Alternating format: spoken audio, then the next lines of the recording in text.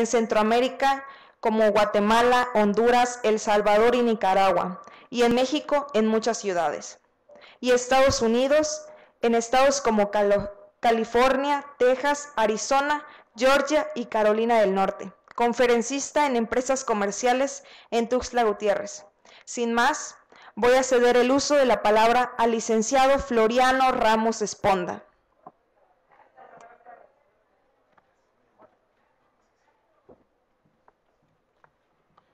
Buenas noches, es un gusto estar aquí con ustedes y quiero felicitarles por su asistencia. No porque sea yo quien vaya a dar la conferencia, sino porque el tema que se va a tratar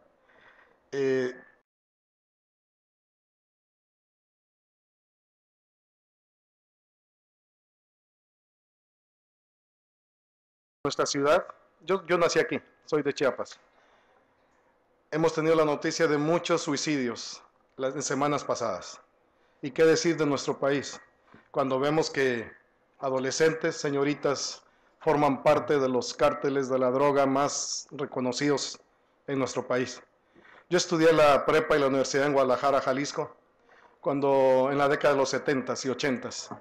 Cuando yo estudiaba allá, solamente Sinaloa era famoso por estar cundido de narcotráfico. Hoy, raro es el estado que no lo esté.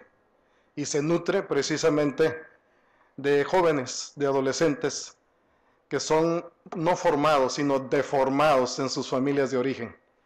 El tema que vamos a estar viendo hoy se titula 7 hábitos de los padres brillantes. Y quiero comenzar citando a un sociólogo quien acuñó un término que probablemente algunos de ustedes ya conozcan. Es el término modernidad líquida. Es el sociólogo Zygmunt Bauman, autor del concepto modernidad líquida, para definir el estado fluido y volátil de la actual sociedad. Una sociedad sin valores sólidos, en la que la incertidumbre por la vertiginosa rapidez de los cambios ha debilitado los vínculos humanos, empezando por la familia. Y entonces, esta sociedad light produce un ciudadano light. Las personas light, según el autor Enrique Rojas, la persona light es un ser sin esencia, sin consistencia, que se rige con base en 4 características, que son las primeras, y enhebradas por el materialismo. Es decir, el materialismo es el lazo que viene a enhebrar y a unir a estas personas. Estas son las características. Permisividad. La persona light se permite todo a sí mismo y le permite todo a sus hijos y permite todo. Se da el permiso de hacer lo que se le dé su gana. If you like it, do it. Si te gusta, hazlo. Si te gusta, hazlo. No pienses. Es tu vida, solo una vez se tiene. Disfruta. Hay una marca de tenis, dice just do it. Solo hazlo. Es más, no pienses, solo hazlo. Date el permiso de hacerlo. El relativismo. Ya nada se ve como objetivo, todo es relativo. Vive tu vida, deja vivir. Un consumismo tremendo, salvaje, donde la gente quiere tener lo último de punta de tecnología, lo último de la moda, y quiere tener lo mejor. Y consumiendo, y por eso se ven las plazas comerciales llenas en países subdesarrollados, los malls, las plazas comerciales atascadas de personas comprando cosas que no necesitan. Materialismo tremendo, consumismo, hedonismo, la búsqueda del placer. Todo aquello que produce placer, dale. Y esto es adictivo, no se sacia. Siempre se quiere más placer y más placer y más placer. Manejar a una velocidad vertiginosa produce placer. Y las películas Rápido y Furioso vinieron a exacerbar todavía más esa búsqueda del placer, de la velocidad, y qué decir del placer sexual, y qué decir cuando en México, en nuestro país, la edad en la que se tiene la primera relación sexual ha bajado a 10, 11 años. Y el embarazo a los 12 años, 11, 12 años. Antes era preparatoria, hoy es primaria. Todo eso son las personas light, son las características. Y enhebrado por el materialismo. Es decir, por la búsqueda solamente de lo material.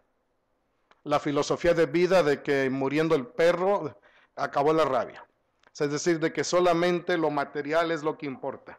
Comamos y bebamos, que mañana moriremos. Es decir, solamente lo que al cuerpo lo que pida. El materialismo. Estas son las personas light. Esta es la gente que está poblando nuestro país. Las personas light producen matrimonios light, con el concepto de úsese y deséchese. Aquí se rompió la taza de cada quien para su casa. Los tuyos, los míos y los nuestros. Las familiastras. Es decir, se van formando familias con lo que se va recogiendo de vidas hechas pedazos. Y diría un reggaetonero colombiano, vivimos felices los cuatro. Personas light producen matrimonios light. Y esto nos lleva a una sociedad líquida. Por ejemplo, este líquido que está aquí, ¿qué forma tiene? La del recipiente.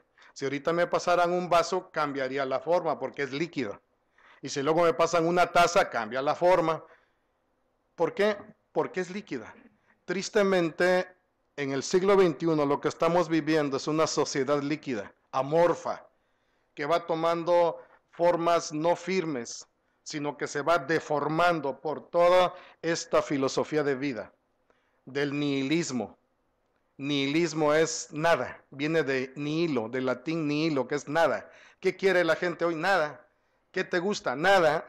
¿Con qué sueñas? Con nada. Por eso hay muchos suicidios. Por eso las tribus urbanas, por eso esas tribus de jóvenes que su fin es suicidarse. Los emos, con el color gris, con tapándose un ojo. Todo eso es producto de esta sociedad líquida que está siendo deformada por matrimonios light y personas light. Ahora bien, quiero hablar de algo que a mí en lo personal me ha ayudado mucho. Hace algunos años leí el libro me lo regalaron, de Stephen Covey, Los 7 hábitos de la gente altamente eficaz o efectiva, y el primer hábito es ser proactivo. ¿Por qué? Porque normalmente la gente de esta sociedad líquida no es proactiva, no es responsable de sus decisiones. A todos culpa, menos él o ella. Y vamos, yo solo de los 7 hábitos de ese libro quiero tomar uno, que es el primero, la gente proactiva. Creo yo que para poder contrarrestar esa sociedad líquida, con esas características que vimos de permisividad, de materialismo, de hedonismo, nihilismo y consumismo, necesitamos gente proactiva, pero tanto padres como hijos. Y la gente proactiva se caracteriza por lo siguiente. La gente proactiva se detiene y hace una pausa y entiende por qué se siente de la manera que se siente. La gente proactiva no solamente anda del tingo al tango como bolillo de marimba para arriba y para abajo, sino que se detiene y hace una pausa. Y dice, ¿por qué me siento como me siento? ¿Por qué me siento de la manera en que me siento? Es decir, reflexiona y después piensa y toma decisiones basadas en sus principios y creencias y, en consecuencia, actúa sobre su elección proactiva. Se detiene, piensa y actúa. Es gente que reflexiona, es gente que sopesa. Tristemente, hoy, con el uso de la invasión digital, con la invasión de la tecnología, la capacidad de reflexión se ha dañado tremendamente. Hace unos 2 o 3 años andaba con mi esposa en Carolina del Norte dando unas conferencias y compré un libro que se llama Invasión Digital, escrito por 2 doctores, padre e hija. Y comentan que la invasión digital, el uso desmedido de la tecnología, afecta la salud mental, la salud espiritual, la salud física y social de los individuos. Afecta tremendamente. Puedes estar conectado con alguien al otro extremo del mundo y desconectado del que está en el cuarto de al lado en tu casa. O con enfrente, en la cabecera de enfrente de la mesa. Y hoy la gente ya no hace pausas, ya no se detiene. La gente vive en un frenesí tremendo y por eso deja de ser proactiva. Porque para ser proactivos hay que hacer pausas.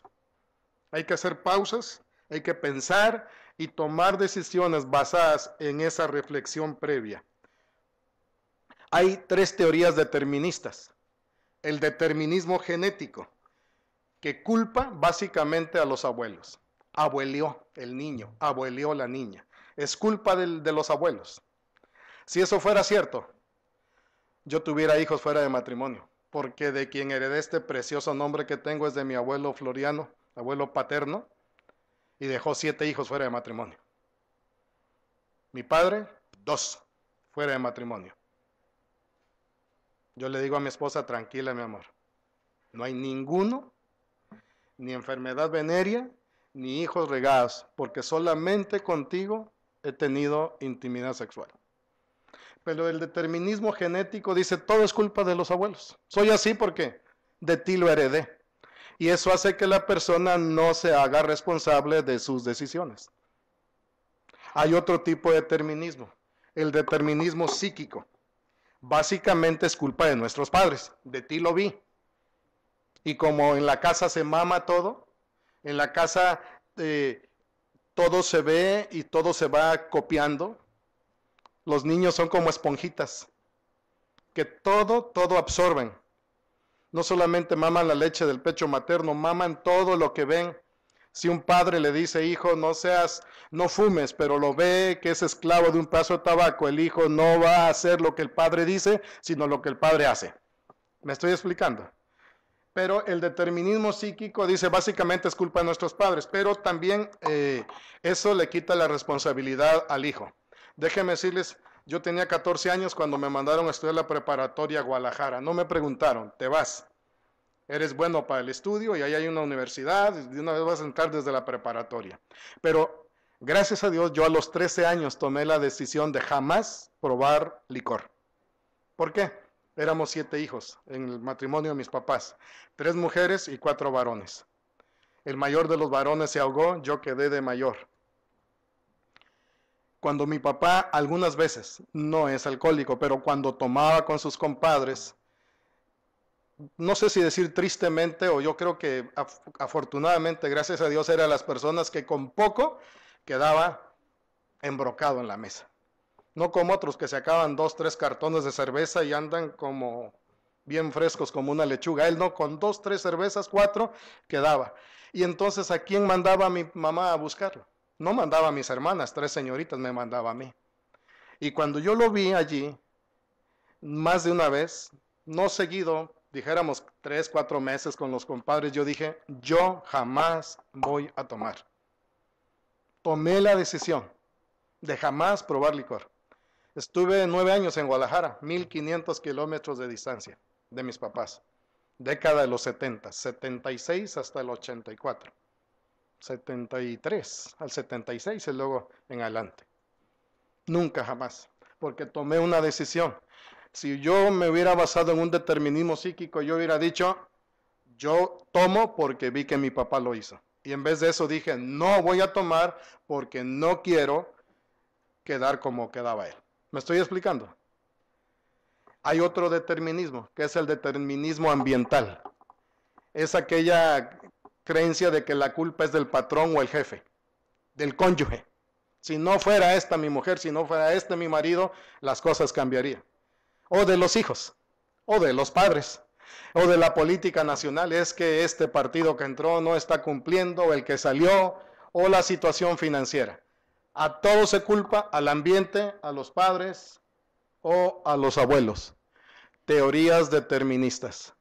La realidad es que el Creador puso en ti y en mí autoconciencia, libre albedrío, conciencia moral, capacidad de que a un estímulo hay una respuesta y entre el estímulo y la respuesta tenemos la capacidad de pensar, tenemos la capacidad de razonar y entonces la persona proactiva es la que se hace responsable por su propia vida, es la que su conducta está en función de sus decisiones y que tiene la iniciativa y la responsabilidad para hacer que las cosas sucedan.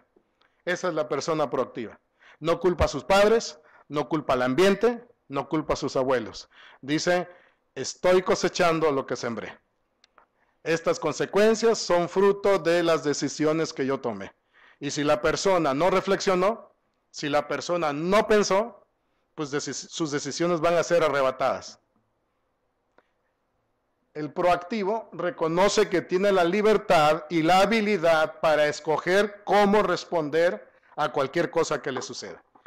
Suponiendo que a todos los que estamos en este auditorio nos pasara la misma calamidad, todos, la misma, al mismo tiempo, les aseguro que todos responderíamos de manera diferente. Algunos, si la experiencia fuera negativa, algunos se amargarían de por vida. Y otros tendrían la resiliencia, la capacidad de decir, salgo adelante. ¿Por qué? Porque dentro de ti, dentro de mí está la capacidad de cómo ver lo que nos pasó y tomar decisiones. Si dentro de ti o dentro de mí hay un vacío, si somos personas light, seguramente que el resultado no va a ser algo positivo. Quiero entrar ya entonces a los 7 hábitos de los padres brillantes. 7 hábitos. Y vamos a ir uno por uno, vamos a dedicarle un buen tiempo a cada uno de ellos. Estos 7 hábitos, como decía la primera diapositiva, es con el fin de formar hijos felices, proactivos, seguros, maduros e inteligentes. Vamos a ver el primer hábito de los padres brillantes. Vamos a comenzar viendo aquí abajo, dice, los hijos no necesitan padres gigantescos, sino seres humanos que hablen su lenguaje y sean capaces de penetrar, ojo, no en sus mentes, sino en sus corazones. No en sus oídos, sino en sus corazones. A veces los papás no toman el tiempo para ver si sus palabras están tocando el corazón de sus hijos. Solamente dan órdenes, solamente emiten órdenes y creen que con eso basta. No. Tus hijos, yo tengo 2 hijas y las voy a presentar al final, no necesitan padres gigantescos, y no me refiero al tamaño, yo quedaría muy lejos de eso, sino de la personalidad. Lo que necesitan son seres humanos que hablen su lenguaje y que sean capaces de penetrar sus corazones. Mi papá lo penetró en algunas áreas, penetró mi corazón, somos muy buenos amigos. Primer hábito. Los buenos padres dan regalos, mientras que los padres brillantes dan todo su ser. Los buenos padres dan regalos, Navidad, cumpleaños, si es niño, el día del niño, los Reyes Magos, o si es joven, el día del estudiante, qué sé yo, su graduación. Pero los padres brillantes no solo dan regalos, dan todo su ser. Yo estudiaba la preparatoria en Guadalajara y éramos 5 amigos, muy buenos amigos. Uno de Monterrey, uno de Tepic, uno de Guadalajara, uno de Zacualco, Jalisco, y yo de Cintalapa, Chiapas. 5 buenos amigos. 4 andábamos siempre con tenis, mezclilla, playera y una mochila. Y uno andaba, que yo ahorita, me dijeron que viniera muy formal, y ese amigo mío se vestía más formal que yo ahorita para ir a la prepa. Y no llevaba mochila, llevaba portafolio. Y llevaba aquí el juego de 3 plumas, el portaminas, la pluma fuente. O sea, nosotros nos peinamos, él era con brillantina y la raya aquí estilo Benito Juárez, así, siempre manga larga, bien portado el muchacho.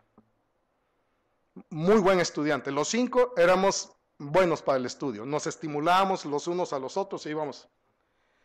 Terminamos la prepa y a su papá se le ocurrió la brillante idea de regalarle vean, estoy hablando de 1979, le regaló un Mustang de agencia, Mustang.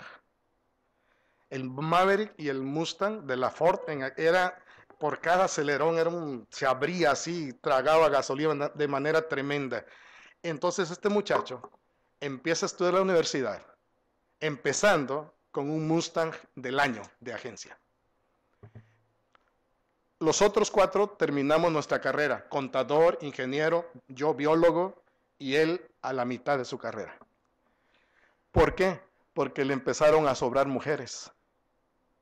Y él no pudo darse cuenta que no lo seguían por él, sino por el carro. Al papá se le ocurrió la brillante idea de regalarle un carro terminando la prepa. su perdición. Aquel muchacho que siempre fue bien portado empezó a maldecir, empezó a decir groserías, a ser vulgar, a tomar. Ahora que existen las redes sociales ya me contactó, somos otra vez, y obviamente maduró. Pero un regalo material de un papá que tal vez quiso quedar bien con su hijo, en vez de ayudarle, le perjudicó. Los buenos padres dan regalos, los padres brillantes dan todo su ser. Y es donde muchos padres no quieren, no tienen tiempo, no valoran. Los padres brillantes dan su tiempo, dan su historia, sus lágrimas, sus experiencias. Los padres brillantes, y me refiero a papá y mamá, no solo al varón, está allí con su tiempo. Le cuenta su historia. No solamente le cuenta las victorias, sino también las derrotas. No solamente los aciertos, sino también las equivocaciones. Porque nuestros hijos necesitan ver que sus padres somos humanos, que la hemos regado. Necesitan conocer nuestras experiencias y los vínculos que establezcamos con ellos, con ellas, definirán la calidad de la relación entre padre, madre e hijos. Los vínculos. Vivíamos en Oaxaca con mi familia cuando nuestra hija mayor fue a estudiar la universidad a Puebla. Y estando allá, un día me dijo, me mandó un mensaje. Papi, cómo extraño ver el fútbol contigo. Nunca pensé que mi hija, tuve dos hijas. No, ya llegó el varón, ya llegó un yerno, entonces, pero mis dos hijas, o sea, yo jugué mucho fútbol allá en Guadalajara. Prepa, universidad, y mucho, tengo 2 fracturas de nariz, un cabezazo, un codazo, o sea, y yo quería tener mi varoncito, pero Dios no me lo dio, me dio 2 lindas niñas, y yo no sabía lo que ella disfrutaba ver el domingo en la tarde noche o el sábado en la noche, ver el fútbol conmigo, hasta que estando en Puebla y nosotros en Guadalajara, me dijo, extraño eso. Ahorita ella trabaja en Montreal, Canadá, y sigue extrañando ver el fútbol conmigo. Usted dirá, ¿qué tiene de importancia ver el fútbol? Si es con mi hija, tiene mucho de importancia. ¿Me estoy explicando? Pero hay papás y mamás que no piensan que esos momentos juntos, los hijos, van a ser acciones memorables. Es decir, que van a quedar en la memoria. Los vínculos establecidos definirán la calidad de la relación. Los buenos padres dan regalos. Los padres brillantes dan todo su ser, incluye tiempo, historia, lágrimas y experiencias. Cuando mi hija menor entró a estudiar diseño de moda e industrias del vestido en Villahermosa, yo la llevaba los lunes a las 5 de la mañana de aquí y llegábamos 8:30, estábamos desayunando y a las 9 entraba a la universidad. Ahí me venía ya tranquilo, pasaba en Huimanguillo, en un Oxxo, a comprar un café, compraba mi piña y me venía tranquilo para acá. Hoy que ella está casada, sé que esos viajes están en su memoria. Y platicábamos, y yo le decía, de ida, duérmete mi amor, yo manejo. Ya que íbamos entrando a Villahermosa, despierta, ya vas a llegar, para que estés lista para tus clases. A veces los padres no tienen tiempo para sus hijos. Creen que con solo dar la quincena, el dinero, pagar la colegiatura basta. No basta. Por eso tenemos una sociedad light. Porque los padres, cuando mucho llegan a buenos, pero no a brillantes. Porque dan regalos, pero no dan su tiempo. Los padres brillantes enseñan a sus hijos a perdonar. ¿Sabes?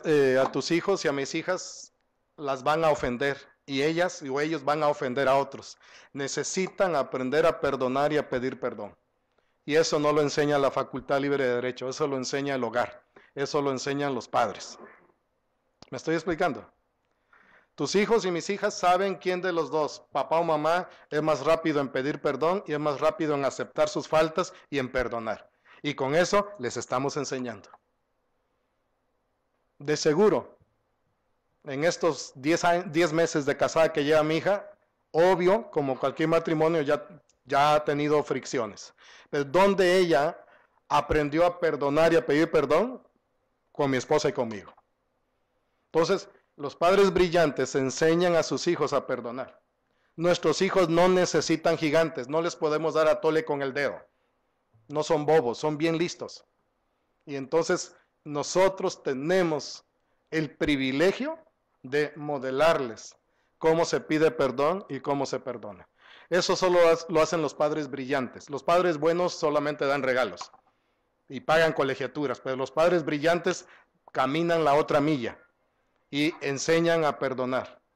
Segundo hábito, los buenos padres alimentan el cuerpo, mientras que los padres brillantes alimentan la personalidad. Y hay padres que ni siquiera el cuerpo, porque puro alimento chatarra, a veces palomitas, Doritos, Coca-Cola y esto y lo otro, fritangas. Por cierto, doy gracias a Dios porque me ayudó esta semana. Yo voy a ser intervenido, iba a ser intervenido esta semana y lo pospuse para el lunes para no faltar. Traigo una piedra de 20 milímetros en la vesícula y me dijeron que urge y que es lo único es quitarla. Y pues no quise quedar mal con este compromiso y lo pasé para el día lunes. Pero mucho alimento chatarra que se consume, y a mí no me gusta, pero otras cosas sí, el pan y todo, soy bien panero y le he tenido que bajar. Ya he bajado, estaba más cachetón, ahorita estoy un poquito más delgado porque, ni modo, no quiero seguir con esos malos hábitos. Pero miren, los buenos padres alimentan el cuerpo. Pero los padres brillantes, ¿qué alimentan? La personalidad. Tengo 2 hijas y son tan diferentes. Mi mamá decía, si ni los 5 dedos de la mano son iguales, mucho menos mis 7 hijos. Los que tuvo mi mamá con mi papá. El error más grande que como padres tenemos, es decir, si los eduqué igual, precisamente es un error, porque cada quien tiene una personalidad diferente. Una de mis hijas había que decirle, deja de hacer tarea y ve a jugar, y a la otra, deja de jugar y entra a hacer tu tarea. O sea, bien diferentes. A una la poníamos paradita o sentadita en un lugar y ahí estaba 2 horas. La otra corría y había que tenerla, había que controlarla. Personal. Una de ellas hasta parece que fuera chocante, creída, porque ella se engenta. Con 3 personas que tenga, basta. La otra es una máquina de hacer amigos. Cuando entró en Oaxaca a la escuela primaria, el grupo estaba dividido y el profesor el último día de clases nos agradeció porque ella vinculó a los 2 grupos porque se llevaba con gente de ambos lados. Personalidades diferentes. Entonces, ¿cuál es la clave aquí?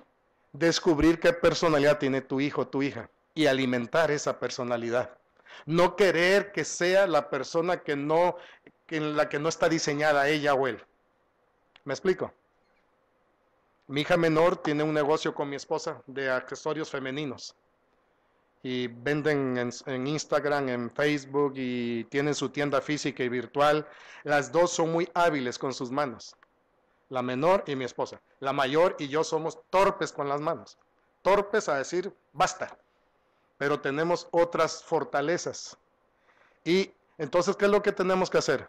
Detectar y fortalecer, alimentar esa personalidad, no exigirle que sea la persona que no es, la persona que no fue diseñada. Y aquí él era mi hermano menor, hace 10 años partió, aquí estaba con sus 3 hijos. Voy a contar un poco más adelante, era el menor de los 7. Los padres brillantes alimentan la inteligencia a sus hijos, alimentan la fe y el optimismo, no el pesimismo. El pesimismo es el cáncer del alma. Los padres brillantes alimentan la inteligencia de los hijos. Cuando yo estudiaba la primaria, la década de los 60, 70, se creía que el que sacaba puro 10 era inteligente y el que sacaba 6, 5 era burro. Qué bueno que ya se descubrió que hay 8 tipos de inteligencia para poder quitar ya ese estereotipo de que solamente el que saca puro 100 es el inteligente. No. Y tenemos que descubrir cuál es el tipo de inteligencia de nuestros hijos y alimentar la inteligencia de ellos con fe y con optimismo. Porque hay mucho pesimismo, pero nosotros tenemos que alimentar con historias de fe y optimismo la inteligencia emocional de nuestros hijos. Tercer hábito, los buenos padres corrigen los errores. Y hay quienes hasta que los corrigen en público. Es lo peor que se puede hacer a la estima de un hijo o de una hija. Mientras que los padres brillantes enseñan a pensar. No que no corrijan, pero aprovechan cada corrección para sacar una lección. Mi hija menor estudiaba en Villahermosa, Tabasco, y de repente a una altura de su carrera nos dijo, ya no quiero seguir estudiando esa carrera. Obvio, no la felicité. Le dije, ok, te doy una semana para que consigas trabajo. Aquí en la casa no te quiero, de Aragana. Y te doy un semestre para que pienses, ores, reflexiones y escojas otra carrera. No quiero que a la carrera, o sea, rápido escojas otra y digas que por presionarte escogiste mal. Ya terminó su carrera. Pero un día cuando la llevaba a la universidad aquí en Tuxtla, que no era particular como la de Villahermosa, me dijo, ¿cómo hace calor en mi salón? Mucho calor. Y le tocaba el turno de la tarde. Dije, sí, mi amor. Y allá hasta con suéter ibas, porque toda la del campus, todas las instalaciones había clima. Pero si estás pasando calor, es porque tú escogiste dejar aquella carrera al año y medio, y no iba mal, 93 de promedio. Pero se dio cuenta que esa no era su carrera. Pero ¿qué es lo que le dije? Es fruto de tu decisión. Nunca más se volvió a quejar del calor. ¿Me explico? Los padres brillantes enseñan a sus hijos a pensar, en vez de solamente corregir los errores. Si cometió algún error tu hijo o tu hija, enséñale a pensar. ¿Por qué sucedió eso? Que reflexione. Los padres brillantes no son manuales de reglas. Hay padres que lo único que hacen es, en esta casa, en esta familia no se puede hacer esto, no, no, no, no y no. Creyendo que con solo prohibir a sus hijos ellos van a ser capaces de cumplir esa prohibición. Al contrario. Dicen que una mamá hacía pasteles. Era repostera, pastelera y hacía unos pasteles muy buenos, caseros. Y un día hizo un pastel grande con forma de campo de fútbol. Y cuando ya se iba, le dijo a su hijo adolescente, va a venir la señora fulana de tal por este pastel, ya está pagado. Cuando timbre, ven que es ella, dejan que pase y que se lleve el pastel. Y ya cuando iba a salir se voltea y le dice al niño pequeño, cuidado le pasas el dedo al pastel, cuidado le metes el dedo. Apenas iba dando la vuelta a la esquina la mamá, ¿qué creen que hizo el niño? De un córner al otro córner, por toda la línea lateral, por toda la banda, le pasó el dedo. Y quedó todo batido del merengue. Si la mamá no le hubiera dicho eso, el niño ni se le hubiera antojado. Pero como le dio esa prohibición, ahora no estoy diciendo que no digamos a nuestros hijos qué cosa no debe hacer porque le hace daño, pero si creemos que con solo prohibirles cosas les estamos dando la capacidad de no hacerlas, estamos muy equivocados, al contrario. Por eso los padres brillantes no son unos manuales de reglas, más bien educan la inteligencia emocional de sus hijos. No solo, miren, el coeficiente intelectual ya lo traemos de los genes, eso no se hace, yo no hice nada para tener el coeficiente intelectual, no hice nada. Pero la inteligencia emocional, poca o mucha o mediana que yo tenga, ahí sí estoy haciendo de mi parte. Y los padres podemos hacer mucho con la inteligencia emocional de nuestros hijos. Es decir, no felicitemos porque sacaron la calificación más excelente, porque tal vez eso ya lo traían. Pero, por ejemplo, yo a mis hijas les decía, no compitan con nadie, compitan con ustedes mismas para poder mejorar, pero no con otra persona. ¿Recuerdan el poema de Siddhartha? No te compares con los demás, porque te volverás vano y amargado, pues siempre habrá personas más grandes y más pequeñas que tú. La gente eficaz no compite, coopera. La gente mediocre critica, se compara y compite. Critica, se compara y compite. Entonces, debemos educar la inteligencia emocional de nuestros hijos. ¿Ok? Reprobaste, échale ganas, tú puedes, yo confío en ti, pero no comparándola con alguien más, mucho menos con otro hermano. Porque a veces es lo que los papás hacen. Mira, aprende de tu hermanito, él sí es listo. Aprende de tu hermana. Lo peor que podemos hacer es eso. El cuarto hábito. Los buenos padres preparan a sus hijos para el aplauso, mientras que los padres brillantes para el fracaso. Ojo, no para que fracasen, sino para cuando llegue el fracaso. ¿Me estoy explicando? ¿A qué papá no le gustaría que sus hijos, sus hijas siempre estuvieran en el cuadro de honor? ¿Verdad que a todos? Pues para eso no hay que prepararlos. Si son disciplinados, si tienen inteligencia, van a salir bien. Pero tenemos que prepararlos para que cuando llegue el fracaso, no se queden allí, sino se levanten. Y hay padres, tristemente, que cuando el hijo o la hija fracasan, por ejemplo, cuando mi hija menor me dijo eso, que no quería seguir estudiando esa carrera, yo pude haberla etiquetado como una fracasada y nada más lejos de la realidad. Hoy que tiene su negocio, ella es la diseñadora, o sea, ese año y medio que estudió diseño de modas, industria del vestido, hoy le sirven para diseñar todos los accesorios femeninos que ella y mi esposa hacen. O sea, no fue tiempo perdido. Salió bien académicamente y aprendió. Pero de esa situación le ayudé a que aprendiera que no era un fracaso, que no se viera como fracasada. Una cosa es fracasar, otra cosa es ser fracasado. Y los padres brillantes preparan a sus hijos para que cuando llegue algún fracaso, Dios quiera que nunca llegara, pero probablemente va a llegar en alguna de las áreas, se levanten y no queden allí derribadas, etiquetadas, estigmatizados como el fracasado. Entonces, los padres brillantes hacen ver a sus hijos que la vida es un contrato de riesgo. Que la vida, tuve un compañero hondureño allá en el seminario que decía, muchos creen que la vida es moronga, decía. No sé si pensaba lo mismo que pensamos aquí en Chiapas cuando hablamos de la moronga, pero me imagino que lo que pensaba era, hay muchos que creen que la vida es fácil, es miel sobre hojuelas. No, hay que enseñarles a nuestros hijos que la vida es un contrato de riesgo, que hay que arriesgarnos. Y eso, con eso, los estamos dando una enseñanza, los estamos educando a que salgan de la zona de confort, a que se arriesguen. Y también a que descubran la grandeza de las cosas sencillas y anónimas. Hoy, tristemente, ya no se valora mucho las cosas sencillas. Por ejemplo, visitar a los abuelitos, a los ancianitos. Por ejemplo, valorar el medio ambiente. Hoy se valora más Ámbar Fashion Mall que tal vez la Reserva Ecológica del Zapote. ¿Me explico? Se valora más, no sé qué, cuánta cosa material y no las cosas sencillas, que son las más significativas. Tristemente, los padres hoy ya no tratan de que sus hijos valoren las cosas sencillas. Y por eso se van perdiendo sus vínculos familiares.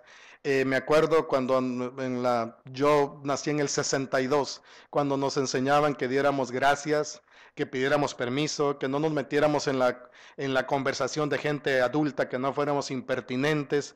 Todas esas cosas hoy, niños y adolescentes tuteando adultos y los papás sin hacer nada. O sea, enseñar las cosas sencillas de la vida, las cosas anónimas, podríamos decir, en vez de solo estar valorando lo último de la moda y de la tecnología. Quinto hábito, y nos quedan 3, 5, 6 y 7. Los buenos padres hablan a sus hijos, mientras que los padres brillantes dialogan como amigos. Dialogan. La palabra diálogo, dia es una palabra compuesta. Dia significa a través de logos, palabras o discurso. Dialogar es ser el emisor y luego ser el receptor. Primero hablar y luego escuchar. Y hay que escuchar con empatía. Hay que escuchar con detenimiento. Entonces los padres brillantes dialogan. O sea, ejercen disciplina, pero dialogan. Yo no sé qué edades, bueno, sus hijos son universitarios, pero van a pasar tal vez por alguna crisis sentimental. Y en vez de regaños, lo que necesitan es diálogo. Mi hija mayor tiene 29 años y me acuerdo cuando pasó por una crisis así. Estaba deprimida mi nena. La invité a cenar. Ella y yo. Y estando allí, veía como sus lagrimotas le escurrían. Y yo platicando con ella, dialogando. Claro, mi esposa dialoga muchísimo más con ellas, pero ellas necesitan, las hijas, que los padres dialoguemos. Me acuerdo que yo estudiaba en Guatemala en el seminario teológico cuando un profesor, psicólogo clínico, me decía, Floriano, compre tal libro. Me insistía mucho hasta que le dije, ¿por qué, don Sergio? Es que usted tiene 2 hijas y ese libro le va a ayudar mucho. Se llama Papi, siempre seré tu niña pequeña. Así se llama. Lo escribe un psicólogo cristiano llamado Norman Wright. Lo compré y fue una bendición, porque aprendí mucho para relacionarme con las dos hijas que Dios me había dado. Pero entonces, los padres brillantes dialogan como amigos. Aquella época en que porque lo digo yo que soy tu padre, ya. No, hoy vamos a dialogar. Platiquemos. Y los hijos valoran mucho. Vamos a continuar aquí. Los padres brillantes buscan ser amigos de sus hijos y conquistan el corazón de ellos. Yo te haré una pregunta. ¿Crees que has conquistado el corazón de tu hijo o tu hija? ¿O solamente la mente? Tirémosle al corazón. Y no me refiero al órgano que bombea la sangre, no estoy hablando en el sentido anatómico, fisiológico, sino en un sentido metafórico. Allí donde está el afecto, donde está el centro de la voluntad, las emociones, allí. No solamente a lo cognitivo. Sí, ya me escuchó, ya le hablé, ya se lo dije. Una cosa es que entre aquí las ondas sonoras y salgan por acá, y otra cosa es que estemos conectando con el corazón de nuestros hijos. Y entonces los padres brillantes conquistan el corazón. Yo me propuse llevarle serenata a mi hija mayor cuando cumpliera 15 años y le llevé mariachi. Dije, porque quiero ser el primer hombre que le lleve serenata. Y fui el primero. Y con la segunda no me alcanzó para el mariachi, solo yo le llevé trío, pero no a los 15, sino a los 18, y se me adelantaron algunos ingratos, no fui el primero. Pero también a ella fue a los 18 con trío. Y la casa que rentábamos tenía un balcón y entonces ella estaba arriba y yo abajo con el trío cantándola. Y en la primera me acuerdo que el mariachi estaba cantando y ella acostada en mi hombro. Conquisten el corazón de sus hijas, los que tengan hijas. Y los que tengan varones, conquisten el corazón de sus varones. Antes que se vayan a estudiar o trabajar a otro país o lejos de ustedes. Y entonces extrañen a esos hijos que hoy tal vez no les dan todo el tiempo que ellos necesitan. Los buenos padres dan información a sus hijos, mientras que los padres brillantes cuentan historias. Si tú crees que con solo darles las estadísticas de violencia intrafamiliar y de abortos y de suicidios, ya estás fortaleciendo a tus hijos, no, eso es información. Cuéntales historias tuyas. Lee, mira y cuéntales historias. Las historias pegan. Las historias tocan los corazones, conmueven, porque los oyentes se identifican con los personajes de esas historias. Entonces, aprendamos a contar historias. Y van a ver que le vamos a llegar al corazón de nuestros hijos e hijas. Los padres brillantes enseñan mucho diciendo poco. No gritan ni atacan, son inventivos, contadores de historias y vendedores de sueños. Trata de hacer que tu hijo o tu hija sueñe en algo que él o ella puede llegar a ser. Mira cuál es la capacidad, el potencial de tus hijos y cuéntale historias. Mira, mi amor, tú podrías hacer esto. Mira, mi amor, tú podrías llegar aquí, allá, haciendo esto por lo cual eres capaz.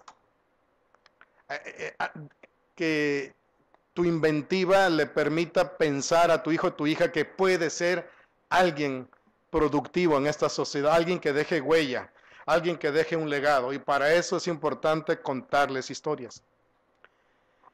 Mi papá es de rancho, somos de Cintalapa, pero me acuerdo que me compraba joyas literarias infantiles y juveniles. Los libros de Edmundo de Amici, un autor italiano, un libro se llamaba De los Apeninos a los Andes, otro Corazón de Edmundo de Amici. Él me los compraba y él me los leía. Se ponía aquí, éramos 7 hijos y él tenía tiempo para leerme respetando puntos y comas. Y luego me compraba todas las de Julio Verne, de Robinson Crusoe y Viaje al Mundo en 80 días al centro de la Tierra. Todas eran puras historias con dibujos pero con letras. Y qué bueno. Yo fui de la época de Calimán, el hombre increíble. No había tele, había radio, era una caja así, y entonces solo había 2 botones, el de encendido y volumen y el del otro de sintonía.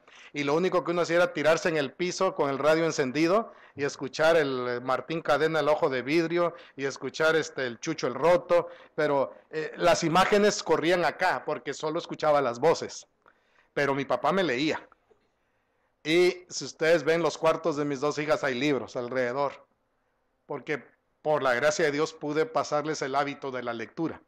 Entonces, los padres no gritan ni atacan. No quiere decir que no podemos levantar la voz para poner un límite, claro, pero no se trata de estarles gritando, sino contarles historias y venderles sueños para que crean que pueden crecer como personas.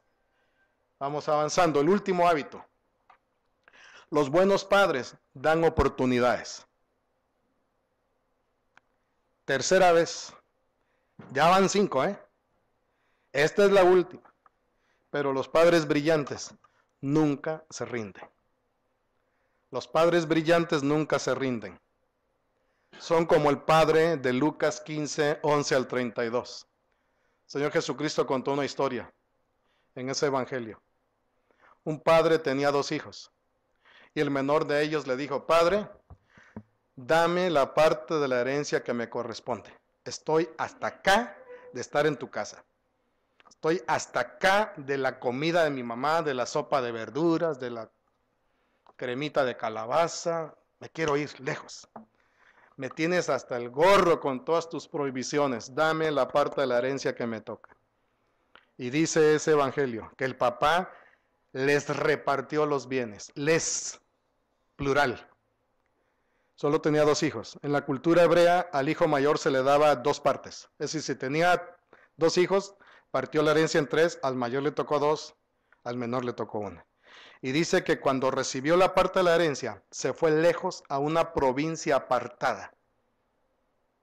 Él se basaba su vida con aquel dicho del sol, de los parientes y el sol, entre más lejos mejor. Y se fue. Y dice que malgastó todo el dinero. Como no le había costado a él sino al papá, lo acabó. Viviendo con rameras, viviendo perdidamente. Pero dice que acabó todo y hubo una gran hambre y buscó trabajo. Pero como era hijo de papi, no sabía trabajar. No sabía hacer nada, era un nini. Y entonces buscó trabajo y solamente le dio un trabajo de apacentar puercos. Y dice que quería comer de las algarrobas que le comían los puercos. Sí, aquí en Chiapas decimos que quería comer de la chigual. Pero le decían, no, eso es de los puercos, no es tuyo. Y no le permitían. Y ahí estaba, enflaqueciendo. Aquella ropa elegante que había llevado de marca, de mall, ahora ya eran harapos, olía marrano. Y dice que un día recapacitando dijo, volviendo en sí, dice, ¿cuántos trabajadores en casa de mi padre tienen abundancia de pan y yo aquí me estoy muriendo de hambre? Ya sé qué haré. Me levantaré e iré a mi padre y le diré, Padre, no merezco ser llamado tu hijo, he pecado contra el cielo y contra ti. Hazme como el último de tus trabajadores. Y dice el siguiente versículo, y levantándose fue. Es decir, lo pensó y lo actuó. Dijimos que la gente proactiva es la gente que hace una pausa, reflexiona y actúa. ¿Recuerdan? Eso hizo el muchacho este. Y dice que empezó a caminar el viaje de regreso. Todas las tardes el papá salía y se asomaba a ver si su hijo venía, y nada. Una tarde, tal vez cuando estaba perdiendo la esperanza, vio allá a lo lejos que una figurita se asomaba y poco a poco iba creciendo. Y él empezó a sentir en su corazón algo, y dijo, vieja, ven, mira, es mi hijo que viene allá. No, ese tu hijo ya lo perdimos. No, mira, yo creo que ese es mi hijo. Y vino la señora y le dijo, no, mi hijo caminaba erguido así, y ese viene todo flaco, ojeroso, cansado y sin ilusión, está taqueando, tembeleque, todo, no. Pero el papá dijo, no, es mi hijo, mi corazón siente que es mi hijo. Y dice el relato del Señor Jesucristo que cuando estuvo cerca, el padre corrió. El hijo no podía ni caminar. Fue el padre que corrió, lo abrazó y lo besó. Y dijo, hagamos fiesta. Porque mi hijo estaba muerto y ha vuelto a vivir. Se había perdido y lo he encontrado. Maten el becerro gordo, vístanlo con un vestido nuevo, pónganle zapatos nuevos, pónganle el anillo en su mano, pero antes báñenlo porque como apesta, dice. Eso no lo dice el relato, eso lo estoy diciendo yo, pero me imagino. Imagínense, de meses de alimentar puercos, obviamente no olía nada grato. El hermano mayor no se alegró, pero el padre se alegró. Los padres brillantes son como ese padre. En esa parábola, ese padre representa a Dios. Los padres brillantes nunca se gradúan en la tarea de educar. Va cambiando nuestro rol. Tal vez ya como mentores. Mi papá es mi amigo, tiene 89 años, y me da consejos, me dice cosas, y yo también le digo a él. Es una muy bonita relación. Mis dos hijas, pues una ya está casada, la menor, la mayor todavía no, pero el rol ha cambiado, obviamente. Pero sigo siendo padre de ellas. Y por lo tanto, tengo el privilegio de seguir educándolas, de seguir modelando algo digno que ellas puedan aprender. ¿Me estoy explicando? Estos son los 7 hábitos de los padres brillantes. Déjenme mostrarles mi equipo. Aquí está. Ellas 3. Mi esposa. Es ella. Ana Lilian, la mayor. Silvia Noemí, la menor. Mis padres, allá en su casa en Cintalapa. Ya estamos todos juntos. Ese es mi equipo, tratando de ser padres brillantes para la gloria de Dios, para bien de ellas, porque nuestro México necesita no familias light, no matrimonios light, no ciudadanos light, no una sociedad líquida. Necesita una sociedad con valores firmes. Y eso no los enseña la universidad ni un partido político. Eso lo enseñan los padres. Y si tenemos estos 7 hábitos de padres brillantes, nuestro México, nuestro Chiapas, puede cambiar. Debe cambiar. Porque estamos así, porque todos esos políticos que nos están llevando a la tristeza, nos han llevado, tuvieron padre y madre, literalmente. Metafóricamente tal vez no tuvieron. Por eso dicen que la mano más importante del mundo no es la que firma los tratados políticos, es la mano que mece la cuna. Es la mano de esa mamá, de ese papá, que los tenemos allí los primeros 6 años que son formativos, y los tenemos allí en su adolescencia, en su juventud, para darles un buen modelo, para darles un buen ejemplo, para enseñarles valores, no antivalores como hoy hay, para enseñarles respeto al maestro, respeto a los adultos, respeto a la mujer, los que tienen hijos varones, y a las mujeres enseñarles a darse a respetar también. Entonces, estos son los 7 hábitos. Quiera Dios que sean de utilidad para sus vidas, para sus familias, y ya está en esa laptop. Si alguien quiere, en el futuro puede conseguirlas, tal vez la presentación completa, excepto la quitan las fotos de mi equipo, por favor, ingeniero, porque no tendría, nomás quería mostrarles que sí tengo gente que está atrás de mí ahorita apoyándome para que pudiera ser de ayuda, de bendición a ustedes. Gracias por su atención y gracias por la paciencia de escuchar. Quiero agradecer, aquí viene la licenciada Laudides, nuestra amiga de mi esposa y mía, que fue el conecte para que pudiéramos estar en esta tarde, y agradecer a Dios que no me vino la crisis de la vesícula en esta semana, sino que ha esperado pacientemente para que el domingo, el lunes temprano, mañana vamos a Pijijiapan a un diplomado de consejería familiar, y espero que no haya ninguna crisis en el viaje de vuelta para ya el lunes estar. Pero gracias, que Dios les bendiga.